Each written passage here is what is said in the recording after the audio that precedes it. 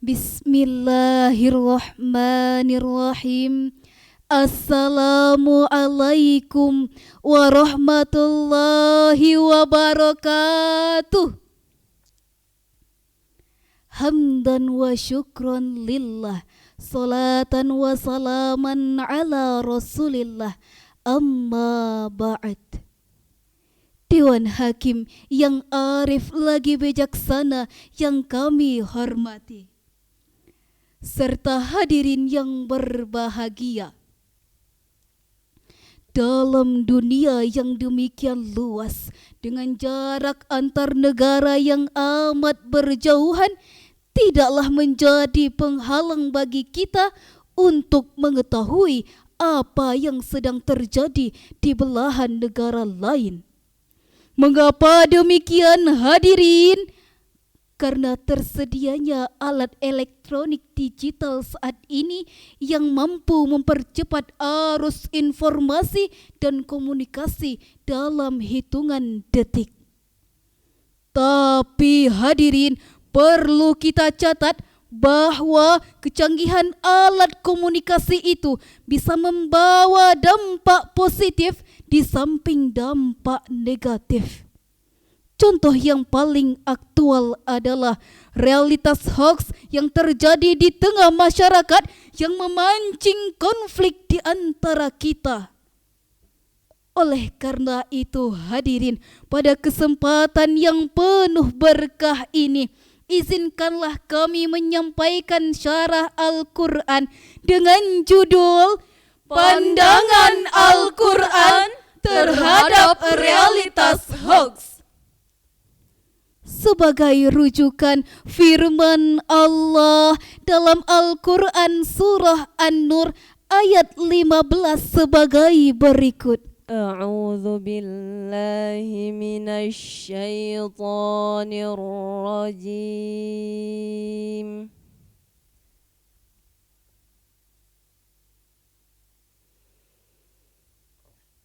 Bismillahirrahmanirrahim.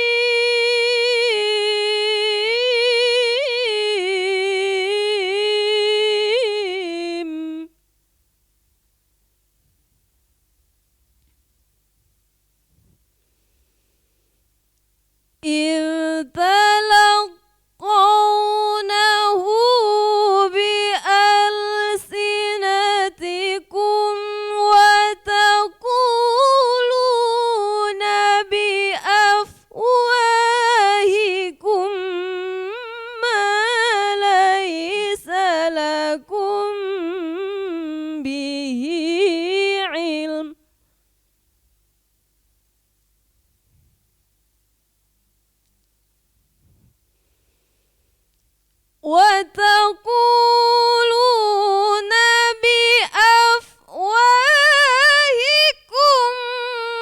ما ليس لكم به علم وتحسبونه هينا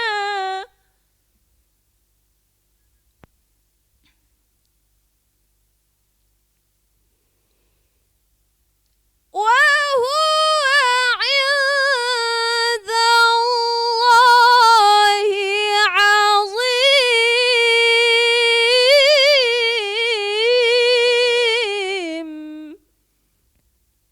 Aku berlindung kepada Allah dari godaan setan yang terkutuk. Dengan menyebut nama Allah yang Maha Pengasih, Maha Penyayang. Ingatlah ketika kamu menerima berita bohong itu dari mulut ke mulut, dan kamu menyampaikannya dengan mulutmu apa yang tidak kamu ketahui sedikit pun. Dan kamu menganggap hal itu remeh. Padahal di hadapan Allah itu hal besar. Hadirin yang berbahagia, dalam kitab Al-Mukhtasar fi Tafsiril Qur'anil Karim yang ditulis oleh sejumlah ahli tafsir yang diterbitkan oleh Pusat Tafsir untuk Studi Al-Quran Saudi Arabia, dijelaskan bahwa ayat ini memberi teguran kepada umat-umat Islam yang menyebarkan berita yang belum jelas kebenarannya. Allah Subhanahu wa Ta'ala mengingatkan kita, jangan sekali-kali menganggap penyebaran berita palsu ini masalah kecil dan remeh. Ketahuilah bahwa itu adalah masalah yang besar. sebuah survei yang dilakukan oleh masyarakat telematika Indonesia pada tanggal 17 Februari tahun 2022 melaporkan bahwa Indonesia merupakan negara yang sedang menghadapi masalah serius terkait dengan penyebaran berita palsu melalui sosial media, dan hampir 40% isi sosial media itu adalah berita palsu. Memang hadirin, pada pasal 28 Undang-Undang Dasar 1945 disebutkan bahwa setiap orang berhak atas kebebasan berserikat, berkumpul dan mengeluarkan pendapat. Tapi hadirin, kebebasan mengeluarkan pendapat ini bukanlah kebebasan yang mutlak.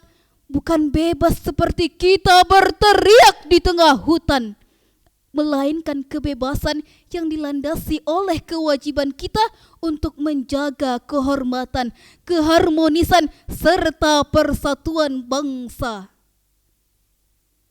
Dengan demikian hadirin, kebebasan dalam hal ini adalah kebebasan yang harus dipertanggungjawabkan. Hadirin, para produsen hoaks itu amat keterlaluan. Pada saat menjelang pemilu yang lalu, ukhuwah antar umat beragama serta intern umat Islam tercabik-cabik akibat goresan hoaks. Disintegrasi bangsa dalam ancaman besar. Tidak hanya itu hadirin, di saat kita sedang berduka atas meninggalnya para dokter, tenaga medis dan juga masyarakat umum, mereka tega memproduksi hoaks. Mereka menari-nari di atas mayat korban COVID-19 dengan terus-menerus menyebarkan berita palsu. Bahkan mereka memprovokasi masyarakat untuk melawan pemerintah yang telah memeras otak dan keringat serta mengeluarkan triliunan rupiah untuk mengatasinya. Itulah realitas yang kita alami hadirin. Oleh karenanya kita harus bertindak. Kita harus bergerak. Tidak boleh berpangku tangan. Kita harus bahu-membahu melawan hoaks. Setuju hadirin? Hadirin yang berbahagia, kejahatan berita palsu telah mewarnai aktivitas masyarakat kita, di antaranya: Pertama, hoaks yang terkait dengan masalah politik, ekonomi dan sosial. Detik.com pada bulan Februari tahun 2022 melaporkan bahwa Kepolisian Daerah Nusa Tenggara Barat berhasil menangkap Ketua Hasil Usaha Koperasi Rinjani atas dugaan penyebaran hoaks bahwa pemerintah menyembunyikan dana ekonomi nasional. Akibat hoaks tersebut hadirin, masyarakat terprovokasi untuk menghujat pemerintah melalui unjuk rasa. Mengingat bahaya hoaks terhadap masa depan bangsa, apakah kita setuju hadirin bahwa siapapun yang menyebarkan berita palsu harus dihukum berat? Setuju hadirin? Kedua, masalah kesehatan juga pernah dihebohkan oleh oknum penyebar berita palsu. Liputan6.com pada tanggal 15 Januari tahun 2022 melaporkan berita yang sangat memprihatinkan. Adanya 27 kasus hoaks selama masa pandemi, yaitu diantaranya bahwa virus COVID merupakan virus buatan yang bisa menyebar melalui udara, bisa mati di ruangan panas. Bahkan vaksin COVID terbuat dari bahan babi yang bisa menyebabkan kelumpuhan pasca vaksinasi. Jadi jelaslah hadirin bahwa berita palsu benar-benar terjadi dalam realitas masyarakat kita dan dampak negatifnya sangat besar. Di antaranya hadirin, yang pertama, menyesatkan dan membodohi masyarakat serta merusak persatuan dan kesatuan bangsa. Yang kedua, menghalangi jalannya program-program pemerintah yang telah disepakati bersama legislatif.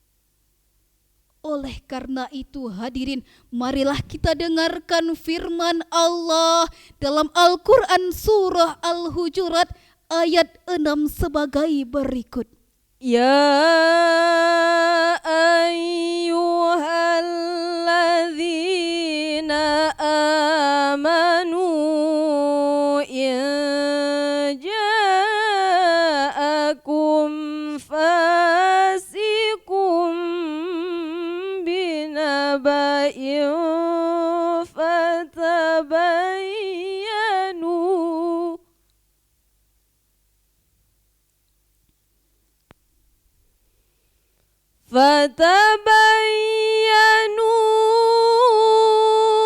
an tusibu qauman bijahalah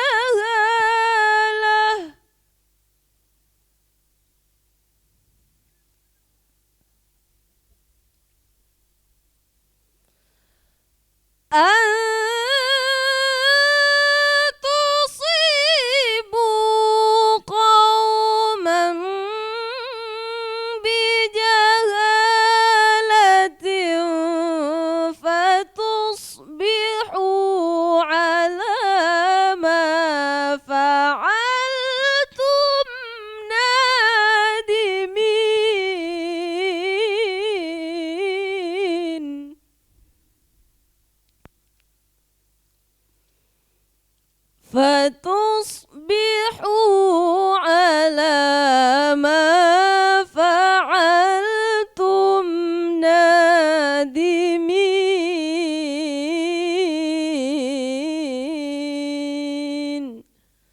Sadaqallahul azim.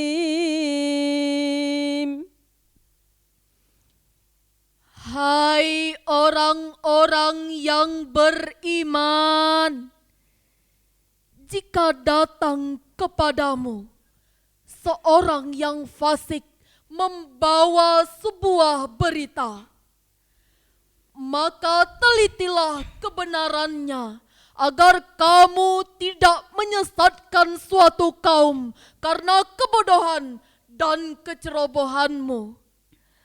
Dan kamu menyesali perbuatanmu itu. Maha benar Allah dengan segala firman-Nya. Hadirin yang berbahagia, dalam kitab tafsir Al-Azhar yang ditulis oleh Profesor Hamka dijelaskan bahwa ayat ini turun berkenaan dengan kisah Bani Mustalik, bahwa mereka dituduh akan membunuh Al-Walid yang diutus oleh Nabi untuk menarik zakat mereka. Padahal hadirin, dalam laporan sebenarnya Bani Mustalik justru datang berduyun-duyun kepada Al-Walid untuk membayar zakat mereka. Oleh karena itu hadirin, Syekh Al-Qurtubi dalam kitab Al-Jami' li Ahkamil Quran juz 16 halaman 312 menjelaskan bahwa kata al-fasik dalam ayat tersebut berarti al-kazab, yaitu pembohong atau pendusta. Kemudian kata binabain menurut Profesor Dr. Muhammad Quraisy Shihab dalam tafsir Al-Misbah dijelaskan bahwa kata binabain berarti berita penting. Sedangkan fatabayyanu menurut Syekh Ain Al-Qardi dalam tafsir Muyassar halaman 153 bahwa fataqabalu min sihatil khabar, maka buktikanlah kebenarannya. Artinya, telitilah dengan sungguh-sungguh, carilah kebenarannya dan jangan mau mempercayai sebelum jelas kebenarannya. Hadirin, dari ayat tadi ada beberapa hal yang harus kita lakukan, yaitu kita tidak boleh menelan mentah-mentah suatu berita yang belum jelas kebenarannya. Kita harus melakukan cek and recheck agar kita terjauhi dari berita palsu. Hadirin yang berbahagia, dari uraian tadi dapat kita tarik kesimpulan yang pertama, bahwa berita hoax itu benar-benar terjadi dalam realitas masyarakat kita. Yang kedua, pemerintah harus menegakkan hukum bagi para produsen dan penyebar hoax. Dan yang ketiga, waspadalah terhadap berita yang belum jelas kebenarannya dan jangan mau dipecah belah oleh oknum manapun. Karena kita cinta Indonesia, cinta Pancasila. Betul hadirin? Demikianlah yang dapat kami sampaikan. Semoga bermanfaat. Wallahul muwaffiq ila aqwamit thoriq. Wassalamualaikum warahmatullahi